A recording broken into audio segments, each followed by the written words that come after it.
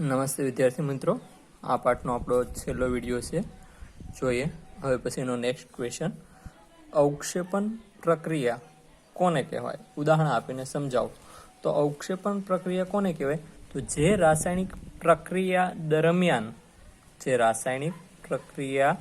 દરમિયાન અદ્રાવ્ય અવક્ષેપ ઉત્પન્ન થતા હોય. હવે તમે કહેશો અદ્રાવ્ય અવક્ષેપ એટલે કેવા? તો જસ્ટ ઉદાહરણ આપણે જોવું હોય તો કહી શકીએ કે દૂધ છે, દૂધની અંદર ખાટો કોઈ પદાર્થ નાખો અને દૂધ જે ફાટી જાય અને અંદર જે સફેદ કલરના અદ્રાવ્ય કણો મળે તો એને આપણે શું કહીએ છીએ? અવક્ષેપણ પ્રક્રિયા. તો જે રાસાયણિક પ્રક્રિયામાં કેવા અવક્ષેપો હોવા જોઈએ? અદ્રાવ્ય અવક્ષેપ ઉત્પન્ન થતા હોય તે પ્રક્રિયાને કેવી પ્રક્રિયા કહેવાય છે? તો કે અવક્ષેપણ પ્રક્રિયા કહેવાય છે. ઉદાહરણ તરીકે બેરિયમ ક્લોરાઇડ અને સોડિયમ સલ્ફેટ. બેરિયમ ક્લોરાઇડમાંથી આયનીકરણ કરશો એટલે શું મળશે? તો કે Ba2+ અને 2Cl- અને અહીંયાથી આયનીકરણ કરશો એટલે શું મળશે? 2Na+ અને SO4 2-. તો બેરિયમ સલ્ફેટમાંથી Ba+2 અને સોડિયમ સલ્ફેટમાંથી SO4-2. આ બંને વચ્ચે રાસાયણિક પ્રક્રિયા થઈ અને બેરિયમ સલ્ફેટ BaSO4ના સફેદ અવક્ષેપો પ્રાપ્ત થાય છે. હવે પછીની મોસ્ટ ઇમ્પોર્ટન્ટ ટૂંક નોંધ છે ઓક્સિડેશન અને રિડક્શન. ખૂબ જ મહત્વની. તમે ઘણી વખત આ ટૂંક નોંધો 8મા ધોરણમાં અને 9મા ધોરણમાં પણ ભણ્યા હશો કે ઓક્સિડેશન કોને કહેવાય?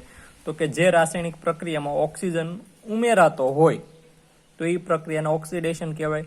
બીજી વ્યાખ્યા, જે રાસાયણિક પ્રક્રિયામાં હાઇડ્રોજન દૂર થતો હોય, તો હાઇડ્રોજન દૂર થતો હોય અથવા તો હાઇડ્રોજન ગુમાવતો હોય તો એ પ્રક્રિયાને પણ કેવી પ્રક્રિયા કહેવાય? તો કે ઓક્સિડેશનની પ્રક્રિયા કહેવાય. ત્રીજી વ્યાખ્યા, જે પરમાણુ કે તત્વ ઇલેક્ટ્રોન ગુમાવતું હોય અથવા તો પ્રોટોન ગુમાવતું હોય તો એ પ્રક્રિયાને પણ શું કહેવાય? ઓક્સિડેશનની પ્રક્રિયા કહેવાય. તો સેમ ટુ સેમ રિડક્શનની પ્રક્રિયા, જે પ્રક્રિયામાં હાઇડ્રોજન ઉમેરાતો હોય તો એ પ્રક્રિયાને શું કહેવાય? રિડક્શનની પ્રક્રિયા. અથવા તો ઓક્સિજન ગુમાવતો હોય તો એ પ્રક્રિયાને પણ શું કહેવાય? રિડક્શનની પ્રક્રિયા. ત્રીજી વ્યાખ્યા, પ્રોટોન અથવા તો ઇલેક્ટ્રોન મેળવતો હોય તો એ પ્રક્રિયાને પણ શું કહે છે? રિડક્શનની પ્રક્રિયા. જોઈએ એની વ્યાખ્યાઓ. જે રાસાયણિક પ્રક્રિયા દરમિયાન પદાર્થ ઓક્સિજન મેળવે અથવા હાઇડ્રોજન ગુમાવે. કાં તો ઓક્સિજન મેળવતું હોવો જોઈએ અને કાં તો હાઇડ્રોજન ગુમાવતો હોવો જોઈએ. બંને એક સાથે ન થાય કારણ કે અથવા અહીંયા શબ્દ વાપરેલો છે, બરોબર? કાં ઓક્સિજન મેળવે અને કાં હાઇડ્રોજન ગુમાવે તો એ પ્રક્રિયાને આપણે કઈ પ્રક્રિયા કહીશું? ઓક્સિડેશનની. ઉદાહરણ તરીકે કાર્બન વત્તા ઓક્સિજન તો CO2 ઓક્સિજન મેળવો, Mg+O2 એટલે MgO ઓક્સિજન મેળવો ઓક્સિડેશન, અને કોપર વત્તા ઓક્સિજન એને હવાની હાજરીમાં દહન કરશો એટલે એની સાથે ઓક્સિજન જોઈન્ટ થશે. મતલબમાં કાર્બન, મેગ્નેશિયમ અને કોપર આ ત્રણ છે એ શું કરે છે? તો કે ઓક્સિજન મેળવે છે. અને ઓક્સિજન મેળવતા હોવાથી આ પ્રક્રિયાને કેવી પ્રક્રિયા કહે છે? ઓક્સિડેશનની પ્રક્રિયા કહે છે. સામે રિડક્શન, જે રાસાયણિક પ્રક્રિયામાં ઓક્સિજન ગુમાવતો હોય અથવા હાઇડ્રોજન મેળવતો હોય. જો અહીંયાથી ઉલટું, ઓક્સિજન મેળવે તો અહીંયા ઓક્સિજન ગુમાવે, હાઇડ્રોજન ગુમાવે તો અથવા હાઇડ્રોજન મેળવે. મેં જો આ બંને પ્રક્રિયાઓ શા માટે અહીંયા તફાવત સ્વરૂપે લખી છે? બોર્ડની પરીક્ષા માટે 3 માર્કમાં સૌથી મહત્વની મોસ્ટ IMP ટૂંક નોંધ છે કે ટૂંક નોંધ લખો ઓક્સિડેશન રિડક્શન, અથવા તો વ્યાખ્યા લખો ઓક્સિડેશન રિડક્શન, અથવા તો તફાવત સ્વરૂપે લખો ઓક્સિડેશન અને રિડક્શન. તો આમાંથી તમે જવાબ લખી શકો છો. તો જે રાસાયણિક પ્રક્રિયા દરમિયાન પદાર્થ ઓક્સિજન ગુમાવે અથવા તો હાઇડ્રોજન મેળવે તો તે પ્રક્રિયાને રિડક્શન પ્રક્રિયા કહેવાય. ઉદાહરણ તરીકે CO2 વત્તા H2. CO2 હાઇડ્રોજન સાથે પ્રક્રિયા કરીને કાર્બન મોનોક્સાઇડ બનાવે. તો અહીંયા જો CO2 છે, અહીંયા ખાલી CO છે. ઓક્સિજન શું કર્યું? ગુમાવ્યું. ઓક્સિજન ગુમાવે છે. ઓક્સિજન ગુમાવે, જો અહીંયા લખ્યું ઓક્સિજન ગુમાવે તો એ પ્રક્રિયાને શું કહેવાય? રિડક્શન પ્રક્રિયા. એવી રીતે MgO વત્તા H2 માંથી શું બને છે? Mg. જો મેગ્નેશિયમ માંથી ખાલી Mg વધ્યો મેગ્નેશિયમ ઓક્સાઇડમાંથી, તો ઓક્સિજન દૂર થઈ ગયો, તો ઓક્સિડેશન. કોપર ઓક્સાઇડ સાથે હાઇડ્રોજનની પ્રક્રિયા કરો તો જો શું મળે? કોપર ધાતુ, એટલે ઓક્સિજન દૂર થાય. મતલબમાં ઉપર CO2, MgO અને Cu માંથી ઓક્સિજન ગુમાવે છે અથવા તો દૂર થાય છે. આથી આ પ્રક્રિયાને કઈ પ્રક્રિયા કહેવાય? રિડક્શન પ્રક્રિયા તરીકે ઓળખવામાં આવે છે અથવા તો રિડક્શન પ્રક્રિયા કહે છે. નેક્સ્ટ મોસ્ટ IMP નેક્સ્ટ ટૂંક નોંધ, રેડોક્સ પ્રક્રિયા કોને કહે છે? ઉદાહરણ આપીને સમજાવો.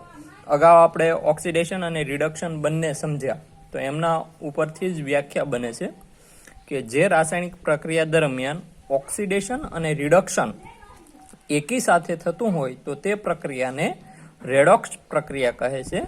ફરીથી બોલું, જે રાસાયણિક પ્રક્રિયામાં કોઈ પણ એક પ્રક્રિયકનું ઓક્સિડેશન અને બીજા પ્રક્રિયકનું રિડક્શન થતું હોય તો તેવી પ્રક્રિયાને રેડોક્સ પ્રક્રિયા અથવા તો ઓક્સિડેશન રિડક્શન પ્રક્રિયા કહે છે. જો જે રાસાયણિક પ્રક્રિયામાં એક પ્રક્રિયકનું ઓક્સિડેશન થતું હોય, બીજા પ્રક્રિયકનું રિડક્શન થતું હોય તો તેવી પ્રક્રિયાને રેડોક્સ પ્રક્રિયા અથવા તો ઓક્સિડેશન રિડક્શન પ્રક્રિયા કહેવાય.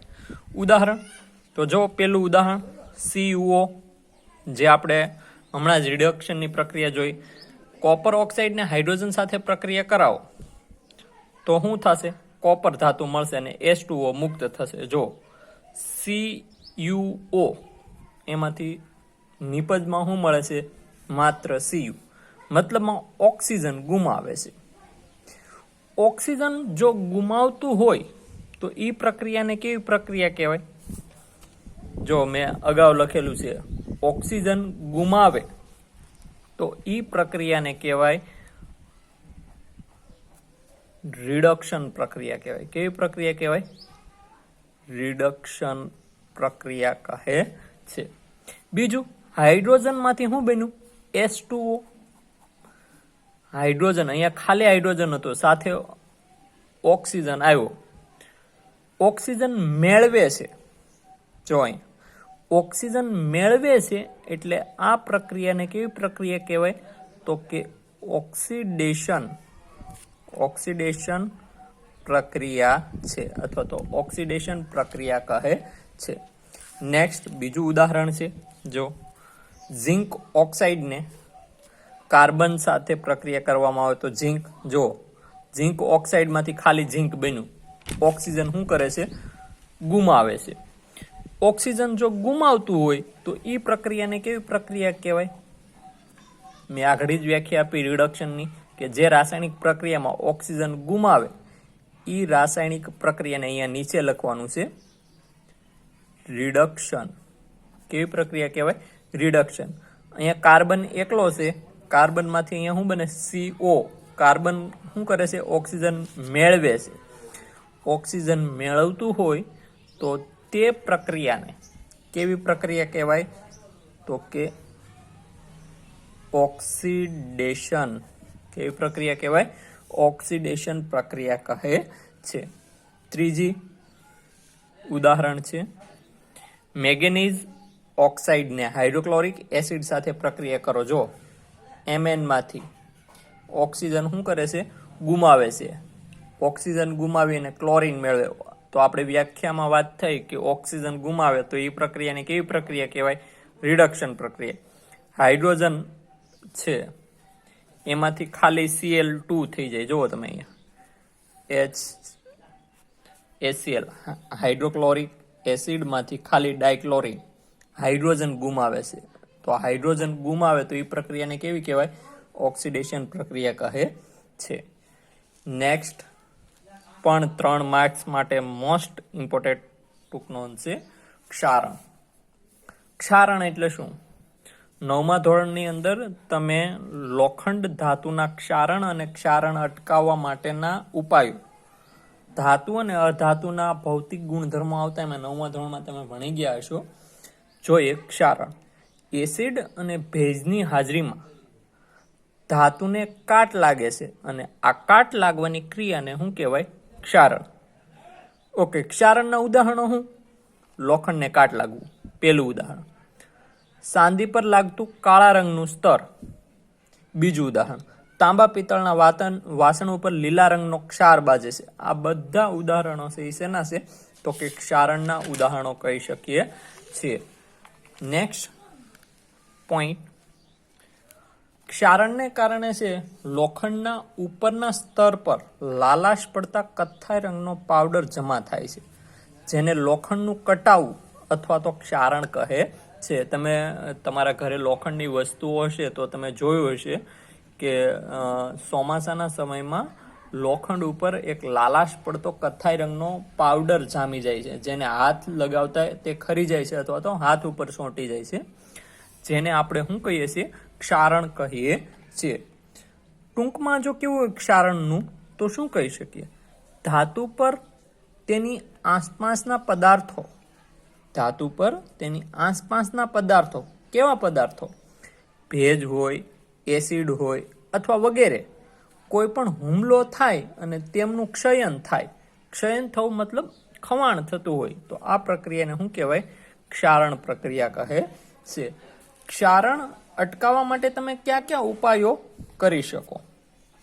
તો લોખંડ ઉપર કાટ લાગતો અટકાવવા માટે તેની ઉપર રંગ કરવામાં આવે છે, અથવા લોખંડ કરતાં વધુ સક્રિય ધાતુ, તમે ગેલ્વેનાઇઝ પતરાનું નામ સાંભળ્યું છે, લોખંડ કરતાં વધુ સક્રિય ધાતુ ઝીંક ધાતુ, લોખંડના પતરા ઉપર ઝીંક ધાતુનું પાતળું કવચ ચડાવી દેવામાં આવે, જેથી કરીને લોખંડને કાટ લાગતો નથી.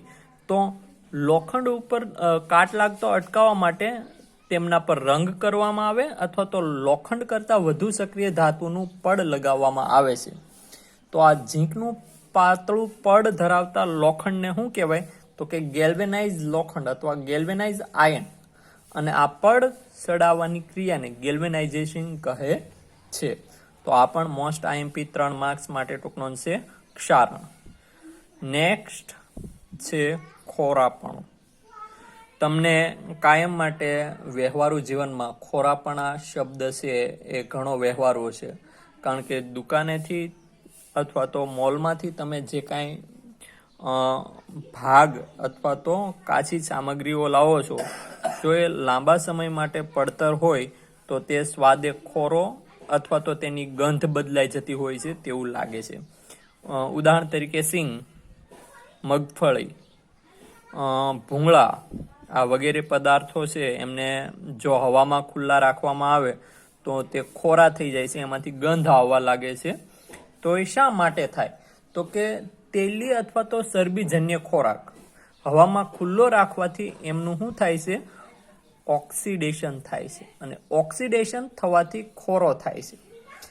ખોરા થવાથી તેમનો સ્વાદ અને ગંધ બદલાય છે, અને સ્વાદ અને ગંધ બદલાવાની ક્રિયાને શું કહેવાય? ખોરાપણું કહે છે. ઓકે, તો ખોરાપણું અટકાવવા માટે શું કરવું? તો કે ખોરાપણું અટકાવવા માટે જે તેલી અથવા તો ચરબીજન્ય ખોરાક છે તેમનું ઓક્સિડેશન અટકાવવું પડે. તો ઓક્સિડેશન અટકાવવા માટે કયો પદાર્થ વપરાય? તો કે એન્ટીઓક્સિડન્ટ પદાર્થ. ખોરાકને, તેલી અથવા તો ચરબીજન્ય ખોરાકને ખોરું થતું અટકાવવા માટે તેમની અંદર એન્ટીઓક્સિડન્ટ પદાર્થ ઉમેરવામાં આવે છે. એક્ઝામ્પલ તરીકે તો કે બહુ સરસ, આપણે વેફર, તો વેફરની અંદર જે બટેટાની ચિપ્સ આવે છે એ ચિપ્સ તેલી અને ચરબીજન્ય બંને હોય છે, તો એને ખોરું ન થાય તે માટે એ રેપરની અંદર, એ પેકેટની અંદર નાઇટ્રોજન જેવો નિષ્ક્રિય વાયુ ભરવામાં આવે છે, જેના લીધે એ ચરબીજન્ય ખોરાક છે એમની ઓક્સિડેશન થવાની પ્રક્રિયા ધીમી પાડે છે, નહીં કે ઓક્સિડેશન બંધ કરે છે. માત્ર શું કામ કરે છે? નિષ્ક્રિય વાયુ હોવાના લીધે તેમની ઓક્સિડેશન કરવાની ક્રિયા અથવા તો ઓક્સિડેશન થવાની પ્રક્રિયા છે એ ધીમી કરે છે. તો આ હતું ખોરાપણું. આ સાથે આપણો અહીંયા પાઠ પૂરો થાય છે. Thank you.